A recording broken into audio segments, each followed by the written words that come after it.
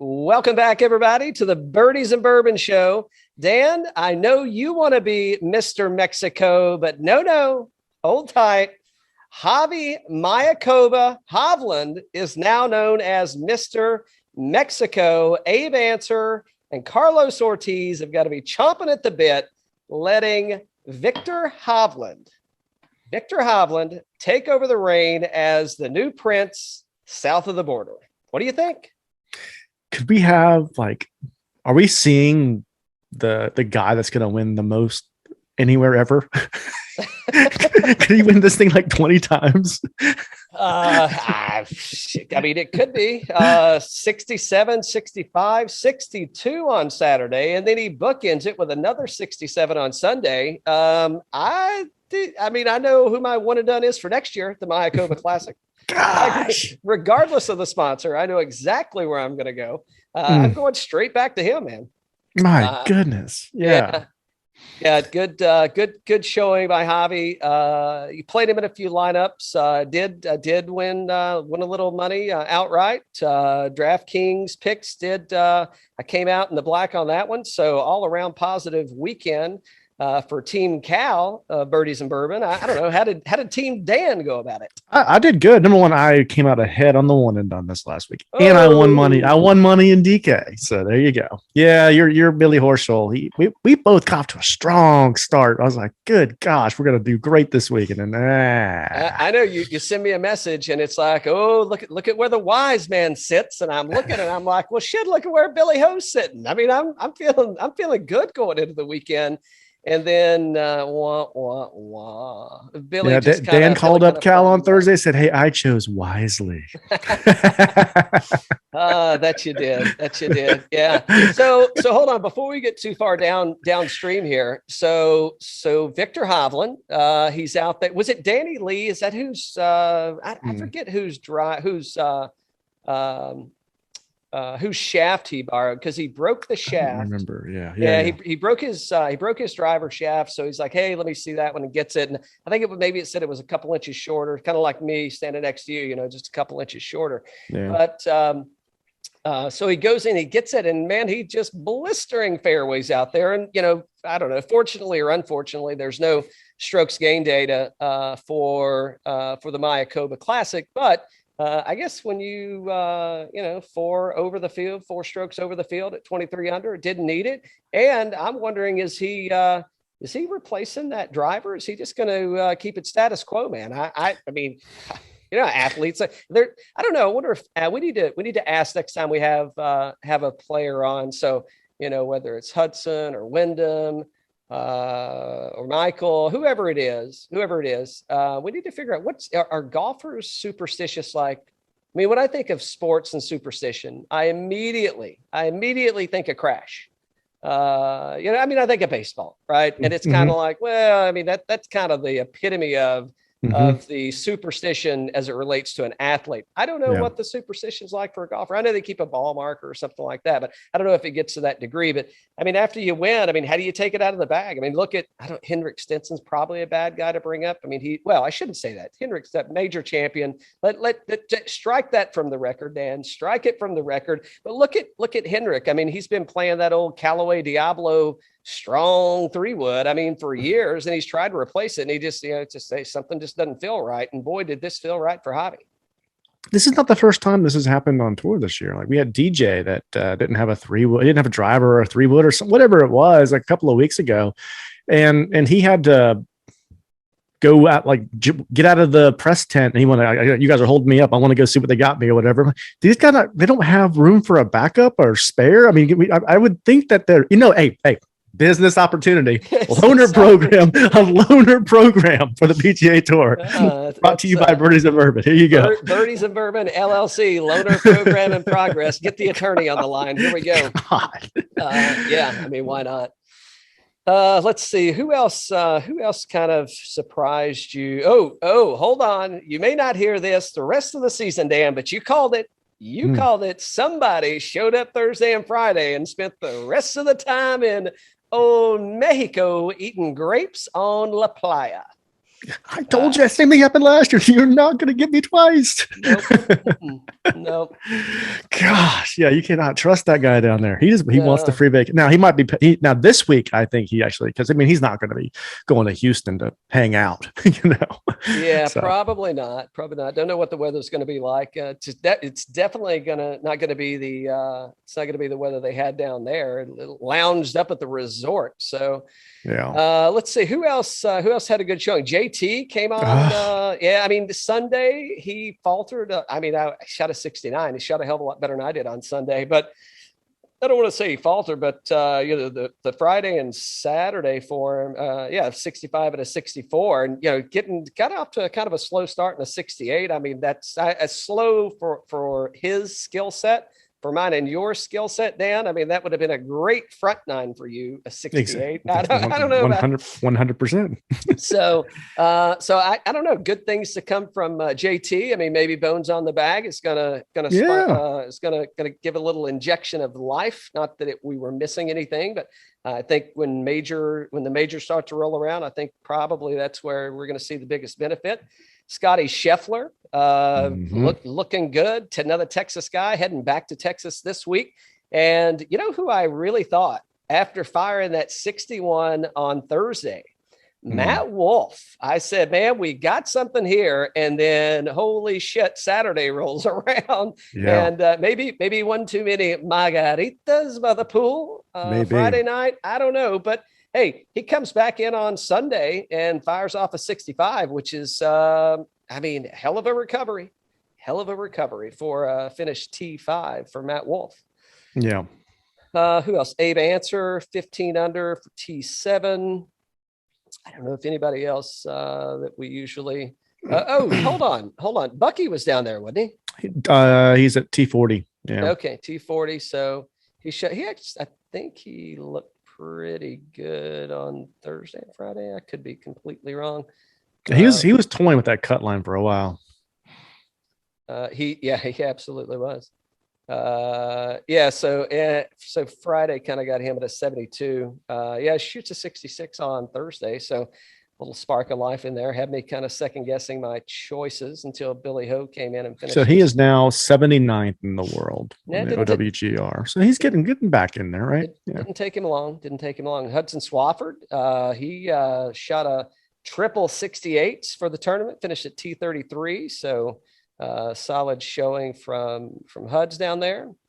All in all, fun tournament. Hey, what we got to do, Dan, is we got to get ourselves some media passes for Mayakoba 2023 is where we got to be doing. I mean, that's like perfect time of year to be there. And it looked like a really fun event. Really fun. Yeah. Event. So who surprised you on the cut side? I mean, it's a couple of like I have that kind of come to my mind. Zalatoris, Lowry. Gary Woodland's been playing pretty good as of recent. Didn't do it. I mean, all in all, didn't do anything. Hank Labiota shoots a 73, and then you come back and shoot a 66, and you miss the cut. That's got to be disappointing. Mm-hmm. Who else? Ian Poulter. Yeah, Mito. Yeah, Ian Poulter shoots a 66, followed up by a 73. Pretty disappointing there. Yeah. I don't know. I mean, I don't know if anybody else really surprises me. I didn't expect Pat Perez to miss the cut, but again, I wasn't factoring in the margaritas. How many margaritas how many shots of tequila can one man do and still shoot under par? So there you go. But yeah, nothing really crazy down there. I mean, again, to look at Koepka and be like, 73, 70, what? Oh no, I'm sorry. He shot a pair of 71s, but it's like, I'll just go out and shoot even par. That way I don't have to play the weekend. I'm good. Mm-hmm. That's kind of where I was sitting. So, but congratulations to Hobby. He's the first defending champion in quite some time. I saw a stat. I forget what it was. It gave a number, but it's been several years since we've had someone defend from that perspective. So, back cleared COVID tests, back to the U.S. Here we go. But before we get there, I want to make mention of this because I had heard absolutely nothing about it. It's a It is let me make sure I'm saying this right. So it is a 4-man Wolff match, not the Wolfman, Matthew Wolff, but a 4-man match, a game of Wolff, which is being played. They wonder why I'm sipping on this Still Austin bourbon whiskey, because they played it in Austin, Texas at Butler's Pitch and Putt. And by the way, we do not condone the drinking of vodka around here unless you're putting a kick-ass golf event around it. And hey, if Tito's is going to pay and sponsor it, then so be it. The Tito's Shorties Classic. It happens today at 2 p.m. Or it happened today, I guess I should say, at 2 p.m. Monday, November the 8th, Butler Pitch and Putt in Austin, Texas. It is Joel Damon, Harry Higgs, Pat Perez, and HV3 are squaring off in a match of Wolff. So if you don't know what Wolff is, you got 4 players. You go in pick an order, you go in rotation. People pick another player as a partner for that particular hole, or maybe you go Wolff and you play it solo. Person with the best score wins. You get points or whatever they're having for that. But I'm trying to see what charity Okay, it just says to the charity that they have chosen to play for a total of $350,000 in donations. So what I thought was really fun about it is Manolo Vega. You can find him at Manolo Teaches Golf on IG, and Belen Moza. You can find her at Belen Moza on the IG, are doing the color commentator. So if you haven't checked out Manola Teaches Golf, dude is funny as shit, man. He's the guy on there going on with all this. Don't be nasty, chechos. So he's really, really fun guy. Got a lot of entertaining stuff. And I found him earlier this year, but I'm sure the commentary is going to be great on there. I would imagine you can go to those folks' IG and you can find everything. I didn't see anything about this. I just randomly happened across it. It was an Eventbrite thing that pushed it my way. I don't know why. Maybe they think I'm involved with drinking or golfing. I don't know. I'm not a professional at anything, but I thought it was a fun event. So they're playing that in Austin again on today. I don't know if it's over yet or not, maybe, but before they head on down to Houston, which brings me to this Still Austin straight bourbon whiskey, Dan. Oh my God, is this good? We had a great show with those guys on there talking about, and this is The Musician, by the way. They do have a couple of other releases. I think I saw a barrel proof and I think I saw a toasted version come out, but they do have a few other releases that they have released. Next time I get to Austin, definitely got to get down there and check them out. This was a sample, by the way, that they sent over. Greatly appreciated. I did buy a couple of the backup bottles. It's 98.4 proof. Just in case a shaft cracked. You never know. Hey, you always got to have a backup. But it's about 98.4 proof. Retails for $45 a bottle. And this is peanut butter. It's like a cola.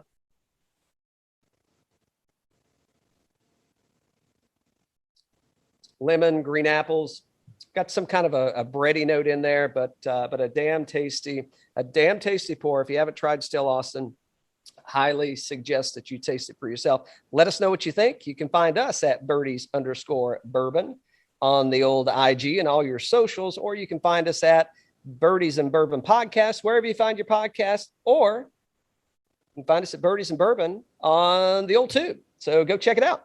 Likes, comments, good or bad, we'll take them all. There you go. After we've done that drinking session now, I ain't gonna be able to do the rest of the show. I don't know. I heard they're playing golf somewhere this week. Are they? Is that a fact? Tejas. We are, in fact, heading to oil country. What we should have playing in the background is the Dallas theme right now. Even though we're not in Dallas, but I'm talking about the soap opera. I don't know if you can call Dallas a soap opera or not, but we should have that in the background. Maybe we can get you on a horse kind of coming in with a bottle of whiskey in one hand and a golf club in the other. So we are heading to Memorial Park Golf Club, which something that we see from time to time, not as often as maybe we would want to. I don't know, maybe we wouldn't. But so this is a municipal course that typically plays as a par 72. They're making it into a par 70 for the pros this week. And Dan, if you remember, this was the first course, the Houston Open at Memorial, after the COVID break and the PGA Tour. They kind of broke the COVID bubble, and this was the first tournament that allowed patrons to actually attend the tournament. I think when they did this the last tournament here, it was I think around a couple thousand patrons that they let on site. There were plenty of people outside, not outside the ropes, but outside the fences that were cheering them on there. So, and one guy that we talked about a whole hell of a lot was Brooks Koepka, because he kind of cut his teeth on golf course redesign here. So he had a hand in kind of setting in walking through kind of the renovation of Memorial Park. So I don't know. We'll talk a minute about where he finished last year and if he's going to make it into our lineups or not. But before we get too deep into it, did I miss anything that's happened this week? Nope. I think you covered everything. Yeah. We'll drop some stuff about what we did the weekend and what we did this past weekend. I don't know. You may notice my bar looks a little, you may notice I look a little slimmer, but you may notice my bar also looks a little slimmer now. Just saying. Yeah, it does. It looks cleaner. Oh yeah. You know why? Because it's so I had the sag going on. Oh boy. I'm glad you noticed. Well, actually, I didn't. She noticed, and she said, "Hey, you may want to." No. Still talking about the bar. She's like, "Hey, you may want to do something about that." Well, we'll talk a little about that and kind of what's going on here at Casa de Horner in Casa de Birdies and Bourbon in a bit. So the golf course itself, again, as I mentioned, it typically plays as a par 72 from a municipal standpoint for all of us weekend warriors out there. It's adjusted. They're parring it down to a par 70 for the pros. Plays is 7,400 yards. So one of the longer courses that we're going to see this season. We got what do we got? We got 5 par 3s and 3 par 5s. Bermuda greens. Average green size 7,000 square feet. Original designer is Tom Doak. So kind of what I'm expecting that we're going to see here is, fairways hits going to hover, historically has hovered around the 50% range. And let's face it, you're going to have to hit fairways. If you don't hit fairways, they're going to grow the rough out. Potentially, you're going to have a lot of wind on the course, depending. I think the last time we played here, they didn't have a lot of wind, so the course is pretty fair. But the conditions were fair. The course itself, if you miss fairways, there's a good chance you're going to miss greens. So I think tee to green is going to be the stats to look at when we get over to Fantasy National. I think around the green is going to be something to take a look at. And then I think once they get on the green, I think it's going to kind of favor even some of the not so great putters, because, hey, it's a muni course. So granted, it's a muni course that holds up to professional play. But I think it's one of those things, looking at, who's good off, who's kind of hitting their stride off the tee, who's hitting their stride from approach. And, if all else fails, who's good around the green. I think that's where they're going to go. I'm not going to look a whole lot into putting this week. Actually, I might look at some folks from a strokes gain perspective, if they struggled in putting or they've lost strokes in putting, and Bermuda is one of their favored grasses of choice or mediums of choice. I think that I'm not going to necessarily cancel that person out, because, again, I think just from the green structure that we're going to see, given the municipal course here, I think it could help some of those guys out that may be struggling, that otherwise are gaining strokes total from tee to green. Let's see. What did we miss here, Dan? I don't know. Did we miss anything? No, I think you covered most of it.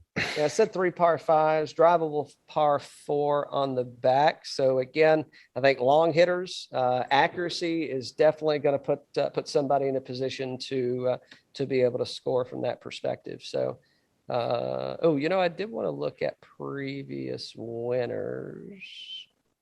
Maybe I want to look at previous winners. So just in 2021.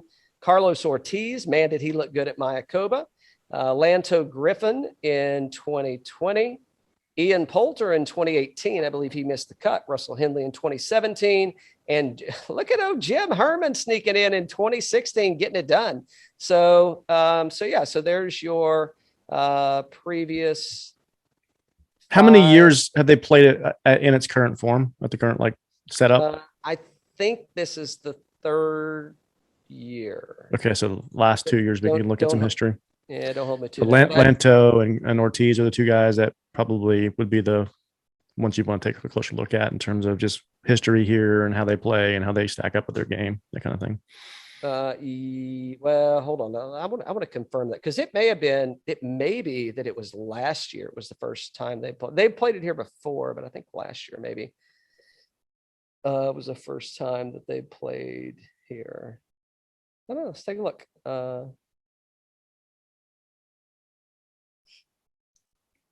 But clearly they played it here last year. Tom Doak did a complete renovation of the course in 2019.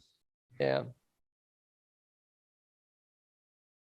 Yeah, and he did that with Brooks Koepka and in the little sidecar. Gotcha. Yeah, so 2019. Yeah. So 1920. Yeah, so this will be the third year. Yeah. So Lanto and Carlos Ortiz. And man, did Carlos Ortiz look good. Okay, so I don't know, anything else? You ready to dig into these fun fact. You have to get exactly right, but if you get close, I don't know what you'll get, but you'll get something. I'll see you in Pinehurst in a few weeks, by the way, so I'll bring it to you there. The last time they played the Houston Open at Memorial Park, Sam Burns was in the field. Sam Burns, Sam Burns finished T7 in 2021. So the last time they played. What do you think Sam Burns's DK price was back then? The last time they played here? 8,500. Oh boy, you would have put two Sam Burns in your lineup. Oh wow. He was $7,500. Oh wow. For the Houston Memorial, the last time they played. Dan, guess who the highest price player in the field is at the 2022 Houston Open? I saw it. Yeah, Sam Burns is up there. He's 11,100 or something, isn't he? Yeah. Wow. I mean, I don't know what that's got to say for a man's psyche, for a guy that is just that's coming off a T5 at the CJ Cup, a T14 at the Shriners, won Sanderson Farms, and not to go back too far, but T18 at the Tour Championship. I don't know. I mean, Sam Burns deserved to be in the hot seat here. You know, right now he's going for Player of the Year, so yeah, I think he does. He's already got a win. Is there a chance? So we've got 2 weeks left in the fall run of the PGA 21-22 season, right? Right. Is there a chance Sam Burns can lock up Player of the Year in calendar year 21 for the 22 season? No, not without majors, but he can definitely get himself a good head start. If he wins another one of these tournaments going into next year, like the calendar year, and he's got 2 under his belt and he can get 1 or 2 more, I mean, that's all you need. You're going to be Player of the Year.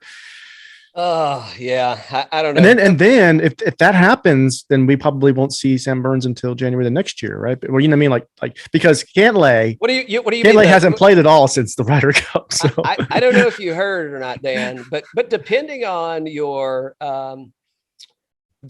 lifestyle, 15 big ones in the bank. Some people call that retirement money. I'm just saying. I'm just saying. It's pretty good. Some people call it retirement money. I'm not saying it is one Patrick Cantlay. I'm just saying I hadn't seen him in a long time. Must be shopping. Hey, so how many people we have here that are hometown kids? We got Abe, right? Abe and Patrick Reed. But isn't Sergio a hometown kid here? He's Scheffler, not playing, right? Sergio, I didn't see him. I could be mistaken, but I didn't see him. I don't know anybody outside of those guys necessarily. Yeah. I was surprised not to see Sergio playing this week. Yeah, in his hometown. Yeah, I wonder. Yeah. Well, he's probably living it up in Mexico, man. He's like, yeah, he's like, it's too much fun down here. Yeah, exactly. Okay, so $10,000 and better, Dan. Well, so I'll read these off, and then we won't get into we'll get into some of the other ones. We won't go all the way through them. Sam Burns, Scottie Scheffler finished fourth at the Mayakoba. Sungjae Im already has a win this season. Tony Finau, Matthew Wolff. Just lost my screen. I messed you up. Yeah, hold on. I got it back. Dan, see what's happening is Dan's trying new thing. So my bar almost completely torpedoes itself, and then Dan wants to go try new things on the show. That's why as professionals, you never pregame before you get on to do these things live. Where's Tony Finau, T45 at the Mayakoba? Lots of folks had they were high on Tony Finau going to the Mayakoba, and it didn't really deliver. Matthew Wolff, T5 at the Mayakoba. Like what I saw out of Matt Wolff, Cameron Smith, and Tyrrell Hatton. T40 at the Mayakoba. Dan, where are you starting your lineup if you're starting in all the $10,000 and better range? What's the snub for Koepka, man? I don't know. Can't you get like some kind of allergy? Can't you like? Isn't there something if you eat too many grapes, like the acidic retention in the grapes? I mean, you get some kind of muscle buildup or something. I don't. I mean, he's probably offended, like not being in the $10,000 range. Don't you think? Well, I mean, I'm sure they're not looking at it from our lens in the sense that he's like, hey man, I'm in Mexico. Why the hell am I going to go play golf? I get to do that all the time. Let me go over here and float around in the lazy river and eat these grapes all afternoon. Yeah, I mean, come on, man. Who do I like the most here? I like Sungjae. I like Sam Burns, and I guess the Wolff. You know, I mean, there's not anybody I dislike here, but Sam Burns. Off the tee, third in this field. On approach, 22nd. Those are going to be your two prioritized areas, right? And then Sungjae, he is off the tee, 8th, and on approach, he's 37th there, and he's putting 34th. So, and he had a win at Shriners, T9 at the CJ Cup. Those were his last 2 appearances. That boy's been on fire. I wish I could choose him again for 1 and 9. And he loves some Bermuda. I can tell you that. Mm-hmm. I may be rethinking my 1 and done. I always like to save him for once they move back to Florida. I mean, I feel like that's when Sungjae kind of gets hot. But I don't know now that he's got his Atlanta home. I mean, maybe he's thinking kind of stick there. So totally agree on Sam Burns. He's already projected at 18%. I expect that he's going to be over 20. Scottie Shepler, 4th at the Mayakoba. I mean, he ranks out 63rd in this model. We're, by the way, thanks to our friends over at fantasynational.com. If you're relying on us to make your picks for you, you are in the wrong place. However, we try to be entertaining. I don't know. Maybe we will, maybe we won't, Dan. But what I saw to Scheffler, what I've seen out of him in his recent performances, I'm looking, and if I'm Koepka, I'm going like, hold on, wait a minute. What's Koepka? 5-time major champion? Scottie Scheffler, no-time major champion? And he may be 6. I think it's 5. How is that guy priced so far above me on a course that I helped design, for crying out loud? So yeah, Koepka may be coming in with a chip on his shoulder. We'll get to the $9,000 range where he sits in a minute. But I think the 2 people, I think Sam Burns is going to be I'll probably bet outright on Sam. I don't know that I'm going to play him. I'll sprinkle him in a spot or 2, but I think at 11,100, there's plenty of people that are in much, they're better value plays, I think, to put some other folks together. I agree totally on Sungjae. I think he's well worth the 10-7, and Matt Wolff as well. The one guy you didn't mention that I'm probably going to be off the tee, a little shaky. We haven't seen him since the CJ Cup where he finished T9. The Aussie. I mean, Cam Smith, come on, man. I feel like this is a place that he can get after. So I don't know. We'll see. I don't think there's any bad direction there. Probably if there is, I'm probably not starting with Tony Finau or Tyrrell Hatton. Everybody else, I think I think deserves a seat at the head of the table to start your lineup. Yeah, I like Cam Smith as well. I do. Yep. Okay, so let's call out a few who you like and who you don't like in the $9,000 range. Well, you got your boy Brooks there. Do you think he's arrived into Houston, or think he's still in Mexico? Oh, he's still in Mexico. He's milking out. He's like, I'll be. What time my presser on Wednesday? I'll be there. I'll be there. I'm a professional. Give me some more grapes. At the $9,000 range, let's see. I like Niemann here. T5 of Mayakoba last week. In this field, 28th off the tee, 75th on approach. Not a great number there. Putting 108. He's been on fire though lately, so I like him here. Gooch. I think you got to play Gooch here. So Gooch. The tough part is like 110 off the tee, but 5th on approach and 79th in putting. T11 last week, T5 at the CJ Cup, T11 at Shriners, T4 at the Fortinet. His last 4 appearances have been right around T5 to T11. I think this guy can't go wrong. And then I played him last week and played him again. Aaron Wise in this field, model rank 4th, $9,200 to 36th off the tee, approach 32nd, and then putting 35th. T15 last week, T5 at the CJ, T8 at Shriners, T26 at Sanderson. Those are my guys. Those are my go-to guys. And then I guess I have to give you the one more. No. Hold on. Okay. Hold on. Okay. I don't mean to interrupt you mid-stride because you were really hitting it. Yeah. Thank you. You were hitting it. Yep. Don't mean to throw you off your stride there, but you cannot. The reason they call it a one and done is because you can't pick them again. So you can't pick Aaron Wise again. That was it. That was it last week. Can't pick him again. Mulligan. Isn't Mulligan a golf term? It is in your bag. It for sure is in your bag. It's like, are we limited to only one a hole, or can we use like multiple? Do we get one a shot? Like, I think it'd be like $10, right, for charity or something. How are we playing this? How are we playing? No. I shouldn't have done that. I shouldn't have done. I'm sorry. You go ahead. You had one more you wanted to brag on. I like Ortiz here. You talked about him earlier. Winning this thing last year, $9,100, 13% projected ownership, which is low for the winner last year. And then he finished so great last week. He's been on fire. The second last week, right? He withdrew with a Zozo, but he's 45th off the tee, 24th on approach. Yeah, I like him. So what a storyline. Defending champion Viktor Hovland wins the Mayakoba Classic back-to-back wins. The week after, defending champion Carlos Ortiz wins back-to-back Houston Opens right behind Viktor. As crazy as shit's been going, I think did we set a record last? When I say we, didn't the PGA Tour have a record amount of playoffs? I know who was it? Kramer Hickok and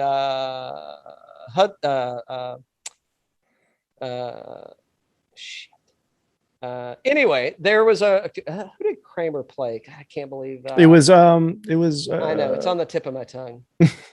It's on the tip of my tongue. He is not playing this week, by the way. The Georgia Bulldog. He lives in Harris English. Harris English, yeah. It's still Austin. It's still Austin. It's still Austin. Well, I haven't had enough yet. I'll get the BAL right in just a second. But I think they set a record for the amount of playoff holes in an event. I think we had a record set for the number of playoff tournaments in an event. What a way to follow it up. Back to back. I didn't look. I just thought about it as you were talking. And it's like going, man, wouldn't that be great? I hope somebody that has a professional podcast about golf looks that stat up. So we don't have to. It'd be great. Carlos Ortiz won it last year, T4 in 2020. He did miss the cut in 2016, but that's 2016. What have you done for me lately, Carlos Ortiz? I think that's probably going to be a must play. Where's Ortiz sitting at percentage? So how is he? He's 11% owned, call it now. And I don't know. That's a crazy percentage owned. So if he sits around that number, I think he'll go in every lineup I have, or almost. I definitely am going to bet him in a top 5 for sure. Yeah. It's good. Who else? Anybody else? Oh, in this category or here, anybody that you don't like. I mean, I think you have to look at Reed really hard because he, hometown kid here, and he's been playing better. So, yeah. Yeah, I agree. I don't think there's anyone totally behind you on Gooch. Adam Scott, I mean, T5 at the CJ Cup. I mean, I'm probably looking his way. Off the tee, he's been struggling a little bit. So, I think we need to do another $9,000 range here. I think I'm going to play a lot here. Yeah. Me too. Totally. I think the one guy, where's he at? I just passed him. The one guy, and not to take anything away. No, never mind. I'm already in the 8,000. I know. Yeah. Everybody. There's no one I don't like in the $9,000 range. And I don't know. I think Koepka's probably feeling a little snubbed. He's probably rested up. I don't know how he does after a good night of sugary margarita drinking the next day. So we'll see what happens there. But I like everybody in the $9,000 range. I'm probably looking at lowest percentage owned maybe is where I'm going to go right now. It looks like it's going to be Joaquin Niemann. Taylor Gooch is already over 20%. So everybody's high on him. Aaron Wise is already over 25%. Everybody's high on him. So if I'm fading in the 9,000, I'm probably fading those two guys just from a percentage owned standpoint. Yeah. All right. $8,000.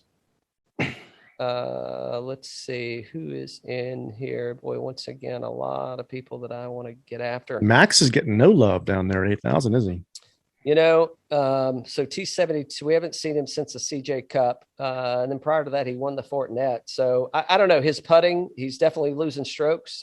He is on Bermuda. And, I think that the putting surface is probably gonna favor, or it's not going to hinder some of the guys that are struggling in putting. So, I don't know, maybe Max Homa is a play here just from a percentage owned standpoint. Yeah. Kokrak, T54 at CJ, missed the Shriners. He's probably a fade for me. That'll probably bite me in the ass. I mean, if you look at, again, last 24 rounds on fantasynational.com, his strokes gained. I mean, his highest category is putting. So I don't, I guess the only thing I would say there is I think everybody, it's going to kind of level the playing field, and how long are you going to be able to sustain, those strokes from a putting perspective. I think I say that, and then I'm like, yeah, but Bezaden Hoot, he looks really interesting to me. T15 Mayakoba, T57 in Bermuda. And he's ranked number 1 in putting in this 24 rounds. And he ranks 9th in this model. So I think at 10% plus owned, Christian Bezaden, who is going to get some action on my card. McNeely is as well. He ranks out 19th, T11, T25, T38. So second at the Fortinet, did miss the Shriners, but hey, I'll throw 4 out of 5 cuts made, and looks like T25 or better in 3 out of 5 of those. So I like some McNeely here. I think that's probably a good play. Russell Henley's a guy that I've got him written down. I don't know why I wrote him, because I'm probably fading him here for whatever reason, good or bad. But he's probably a fade for me. Yeah, I agree with that too. Yeah. Seamus, he's expensive this week. Yeah, that's my thing. I think there's some better value down below. So I don't know. Seamus, I guess I got to play Seamus. T11, T12, T21. Yeah. I mean, I was thinking McNeely and Seamus are two that I like. Yeah. McNeely, I mean, at 8,500, T11 at Mayakoba, T25 at the Zozo, 12th off the tee, 82nd on approach, 52nd in putting, but 19th of this model. I like him here. I like him. I like Seamus. Yeah. Yeah. And hey, and Lanto, right? Previous winner. So, T7 at the Zozo, T6 at Shriners, missed the Sanderson, T66 at Fortinet. I mean, I'm at 3.6% ownership. I'm definitely, just based off course history alone, I'm definitely gonna sprinkle some Lanto in there. So, All right. $7,000 range. Dan, I'm starting out Mackenzie Hughes. He is going in a lot of lineups. I can promise you that. Yeah, I agree with you there. T4 at the Zozo. It's off the tee, 108th on approach 96. Those are not great. Second in putting, but I mean, he's just had some pretty good histories. He's got some good little run going. So I'm with you on that one.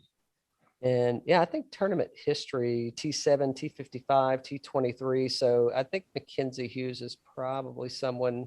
What's his ownership look like? 9%. That's kind of high. And I may rethink that, but I am going to think about putting him in. I'm probably fading EVR.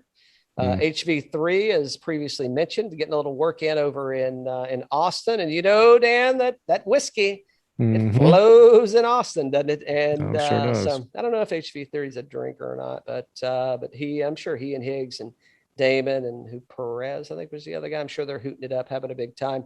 I don't know. I've got him written down that I'm probably gonna go with some HV3 here.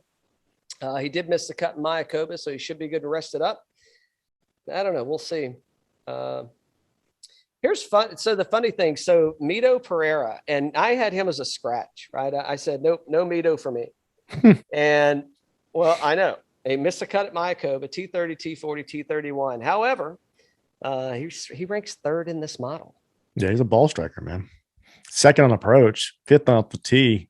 You got to play him. I mean, so this is where, he was losing 4.5 strokes on the green, putting. So I think that's the area where I'm going to kind of look at this course and say, hey, maybe if we can just get him flat on strokes gained putting, maybe you got a winner. Too bad I played him already. Who else do you like in the $7,000 range? We covered most of them. I don't really see anybody else that's kind of popping off the page. Do you see anybody else popping off the page? Do you? Vegas might be a guy that I'm going back to. 9% owned. I mean, everything looks pretty. I mean, he looks pretty good all the way around. Ranks 10th in this model. He did miss the Mayakoba, but T54, T14, T38. I think I'm just going to start plugging him in, man. I think something's going to happen there. Yeah. I think something's going to happen. Cameron Davis, man, I want to play him really bad. I don't know why, just because I do, but I'm going to have to steer clear. Sebastian Munoz, T4 at the Zozo, but just this model does not look good for him. It probably means he's going to come out and just set it on fire. Ian Poulter missed the Mayakoba. T18 at CJ, missed the Shriners. T31, T10. It's way back there. We don't need to go that far back. It looks like his putting is kind of what's being carried him through for him to be ranked 32nd in the model. I'm probably not going to go that direction. So, yeah. Look at Laird as well, down at 7,000, 2.9% projected ownership. T22 last week at Mayakoba, T11 at Shriners, but he's 29th off the tee and 41st on approach, putting 115th, so a lot of red there. But a ball striker, and he's been showing some good trajectory here. Oh, you mentioned home state guys. I just had him right here. Where do you go? Ryan Palmer. But T27 Mayakoba, T44 at Zozo. His putting, he's ranked 112th, 108th in the model. I don't know. I mean, if I'm feeling like I need to play, if I need to do a Texas lineup, I'm going to have to throw him in there. But that's probably the only way that's going to happen. So, I could see Keith Mitchell. I could see something happening for him here. T56 Mayakoba, T3 at the CJ Cup. I could see in this field, I could see Keith kind of getting hot and just being somewhere where he can, T10, T5, reasonable. Again, just trying to get folks through to the weekend. So, all right, Dan, $6,000 range. Who's your go-to? I like Adam Long, 6,800, 5.8 projected ownership, 67 off the tee, 112th on approach, 11th in putting, 64th in this field here in terms of his model rank. Anybody's popping out at you? Jim Herman, previous winner model. He's ranked 34th. I mean, all in all, around the green is kind of shit, but everything else is decent. He's missed a cut at the Shriners, T42nd at Fortinet. I'm not betting him. I'm just saying it's probably not a direction I'm going. Jimmy Walker was on a little bit of a tear, missed a cut in Mayakoba. Is he local? Yeah, he's in Texas. Yeah. So again, if I make a Texas lineup, which I might, that's a seat for Jimmy at the table. Who else in this lineup? Graham McDowell, he missed a cut last week, but T12 at Bermuda. The numbers just don't look good for Graham and where he's at right now. I don't love this range down here. No, Jason Duffner, maybe. He ranks 14th in the model. He missed Bermuda, T42 at Fortinet. Maybe that's somewhere where maybe you get something to pop.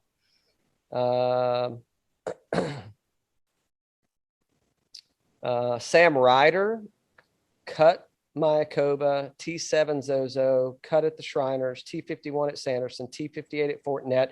So if he continues his streak, we at least got a made cut here that he's on. So does the model lie? I'll make a note of this and we'll see. Hank Labiota, he ranks out 11th in our model. 1, 2, 3, 4, 5. Everything I see beside Hank Labiota's name, it says cut, and cut. I don't know. Is there a chance that Hank Labiota gets something, turns around and makes the cut here? There's a chance. Why, if he tees it up. Yeah, exactly. If he tees it up, let's see. Is there anybody else that really just jumped out? No, not really. I think I just read them off. Yeah, this one's a stretch for me to get down here. I'm probably trying to stick to the middle of the field. Somebody from the $6,000 range is definitely going to win the tournament, but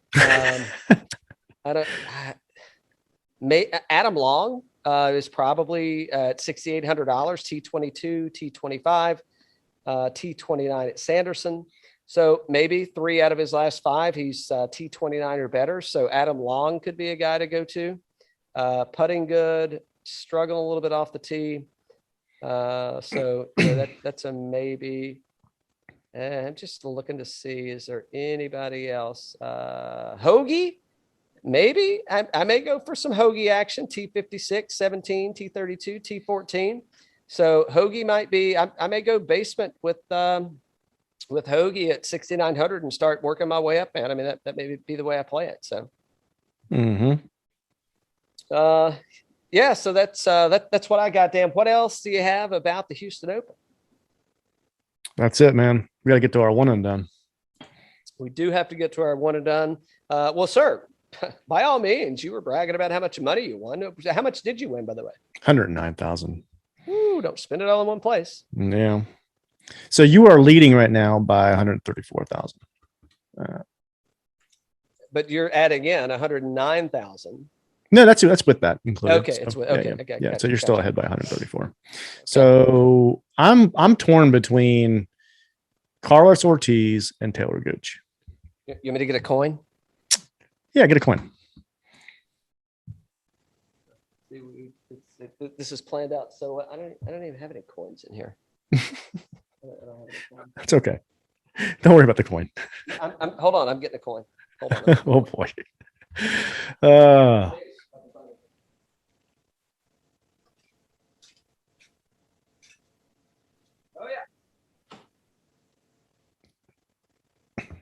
I've got my lucky quarter. Okay, good. So who's heads? Well, that's you're picking. So heads is Gooch. Go ahead. Heads is Gooch. Heads is Gooch. Yep. Oh shit. This is still Austin. That's still Austin. Now great. That was probably the winner right there. That one you dropped on the floor. It's tails.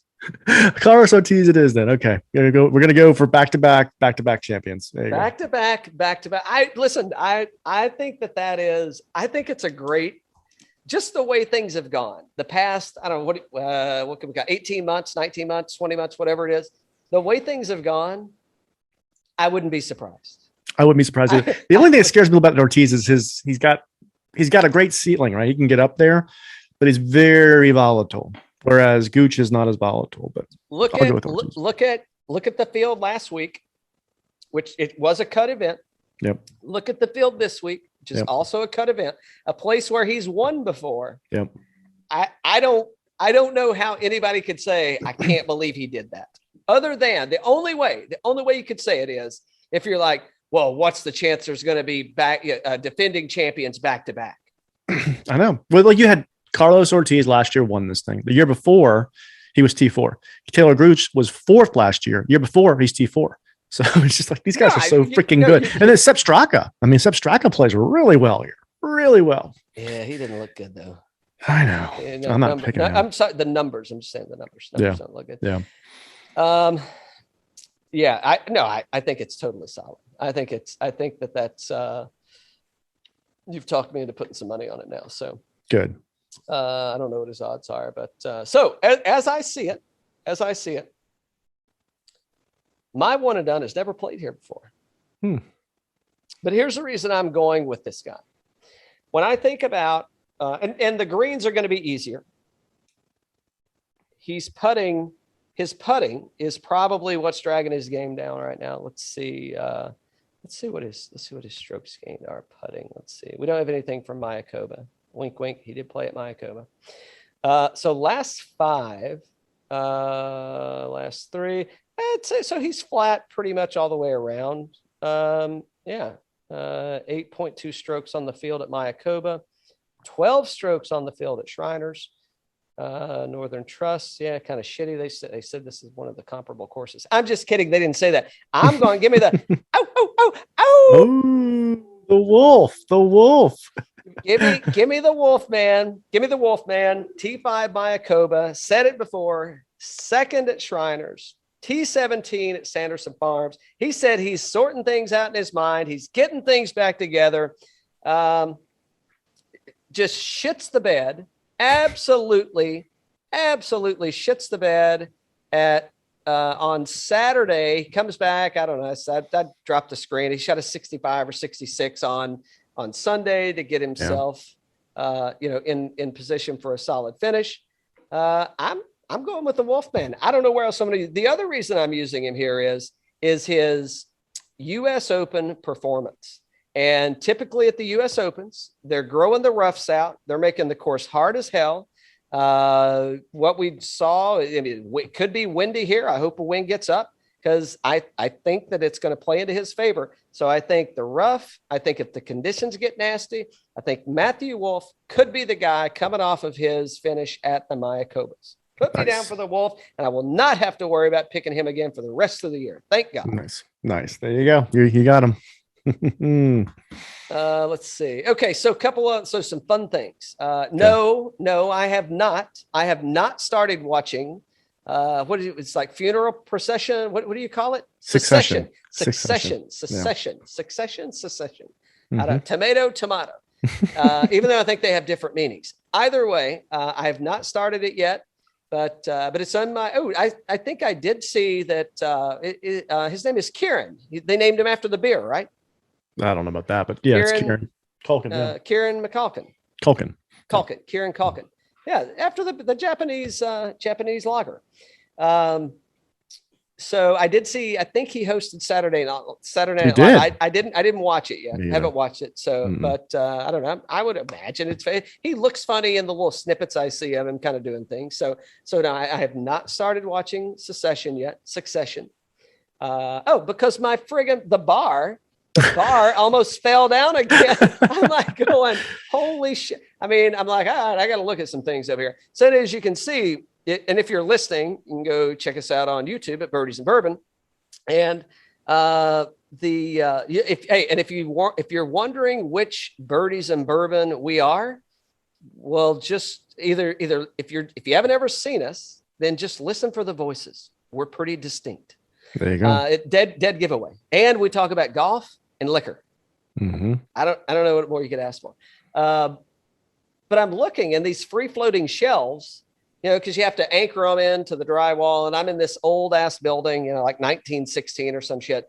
And, let's just say it's suspect. So I'm looking, and I actually did pull it down a couple weeks ago, and I kind of made sure everything was secure. I look at it again. I'm like going, it does kind of have that gangsta lean, and it ain't a good gangsta lean either. Yeah, not a good one. I'm like, oh shit. All right, let me get that stuff down. So so I'm looking, I'm like, ooh, so the drywall, you can start to see it's starting to pull out. And I'm like, oh, and I start doing the math real quick. And I'm like going, oh, that's not good. Not only am I doing the math, I mean, there's some bottles that I don't, and I don't mean it in a braggadocious way. I'm just saying there are some bottles up there that either I can't replace because they're not around, or I can't find them, or I can't afford to pay what they're actually worth on the secondary. I'm not going to pay it on the secondary. Anyway, so I ordered a new setup for the bar. I'm gonna as I'm kind of talking about this, I'm gonna look up my friends. I did reach out to Mossy Cypress over in Alabama, and kind of checking in, saying, hey, is this something we could do? And he does a lot of woodworking. He does fantastic work. If you haven't checked out Mossy Cypress Customs, you should. However, he's not a bar specialist. He is a bar accoutrement specialist, and I've got a really nice cocktail board on the way. But I did go with a different direct because I need something pretty quick because it just has to happen. And the folks that I connected with, they are bar specialists, and they got some really nice stuff. I gotta get to these folks. I know, bear with me. Say, what'd you do over the weekend, Dan? Tell me about that round you shot. What the heck did we do over the weekend? I think we did a lot of trail hiking and stuff like that. It was pretty cold this last weekend. Yeah, but it's nice here today. 70 degrees in Raleigh today. Yeah. Yeah, it was cold here in the mornings, but then the afternoon, I actually did get out for a round of golf on Sunday. I lost so listen to this one. This one will make you sick. Well, not really. So I had I picked up I've got a driver earlier in the year, and I'm like, maybe let me, because I'm thinking I want to get a new driver. So I picked it up from a buddy, hit it. I don't know. I played 4 or 5 rounds with it. And I'm like, it's just not, it didn't fit my eye like hobbies fit his eye, if you know what I mean. Mm-hmm. So I put it in the bag. And then my buddy that I play with regularly at Berkeley Hills, he's like, man, I got to get a new driver. He's playing with like a 2008 Nike something or Ignite, or I don't even know what it is. Definitely don't make them anymore. And I'm like, hey, but if you need a driver, I said, hey, I got one sitting at the house. It's like, I think it was last year's model. And I'm like, I'll bring it, let you hit it. This fucker, he gets up and he hits a few off at the range. He's like, all right, I'll give it a shot. Just blisters his tee shot off number 1 and continues to beat my ass. So we were playing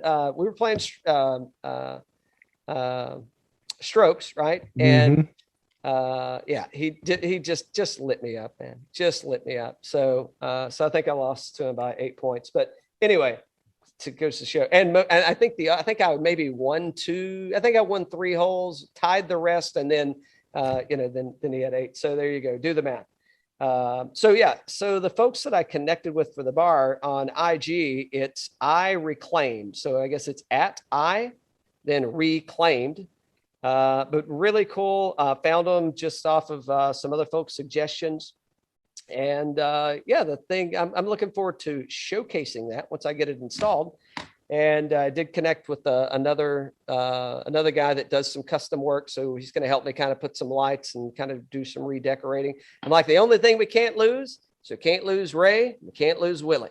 Because I feel like there are 7 Spanish angels right over my shoulder every time I sit here. So outside of that, gotta keep the braids. So talk about vintage. I need to sell that. I mean, that's like the old stadium now. I mean, this thing is, who knows what this baby's worth now that exactly. Now they just got another series under their belt. So nevertheless, we're heading to Houston, but we're drinking still Austin. There you go. Cheers. Cheers.